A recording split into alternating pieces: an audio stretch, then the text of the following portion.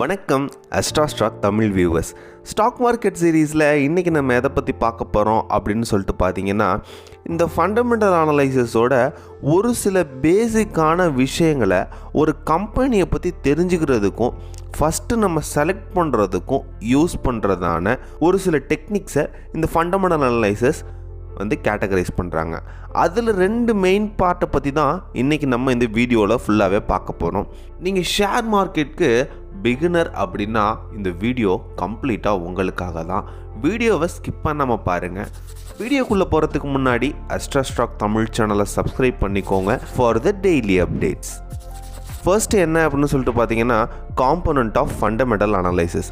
ஒரு கம்பெனியோட macro economic factor, அதாவது historical earnings, profit margins, public datas, இது போல் ஃப்யூச்சர் க்ரோத்தை பற்றி பல விஷயங்களையும் அதுக்கு தேவையான விஷயங்களுமான ப்ராஃபிட்ஸை பற்றி நம்ம ரொம்பவே இன்டெப்த்தாக பார்க்கணும் இந்த ஃபண்டமெண்டல் அனலைசிஸில்.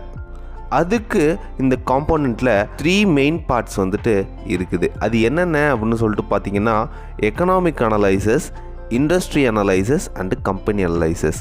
இந்த 3 அனலைசிஸ்லையுமே நம்ம எந்த ஒரு செக்டாரை நம்ம சூஸ் பண்ணி நம்ம அனலைஸ் பண்ணாலுமே மேக்ரோ எக்கனாமிக்கை கட்டாயம் நம்ம பார்த்தா மட்டும்தான் இந்த காம்போனன்ட்ஸ் ஆஃப் அனலைசிஸில் நம்ம ஒரு கம்பெனியாக இருந்தாலும் சரி, இண்டஸ்ட்ரியாக இருந்தாலும் சரி, அதோட என்டையர் ஹிஸ்ட்ரியை நம்மளால் ஒரு கால்குலேஷனுக்குள்ளே கொண்டு வர முடியும். Second top down versus bottom up fundamental analysis. ஒரு ஃபண்டமெண்டல் அனலைசிஸ் பண்ணும்போதே ஆஸ் எ இன்வெஸ்டராக நம்ம top to down or bottom to top நம்ம பண்ணலாம். ஃபார் எக்ஸாம்பிள், இப்போ டாப் டு டவுன் எடுத்துக்கிட்டிங்க அப்படின்னா, ஓவராலாக அதில் எக்கானமியை ஃபஸ்ட்டு நம்ம கால்குலேட் பண்ணணும். Like interest rates, inflations, GDP levels, அப்புறம் மற்ற செக்டார்ஸ் லைக் இண்டஸ்ட்ரீஸ், அப்புறம் லாஸ்ட்டாக கம்பெனி. இப்படி தான் நம்ம டாப் டு டவுன் பேட்டர்னில் நம்ம பண்ணணும். இந்த அதுலேயே இன்னொன்று பாட்டம் டு அப்.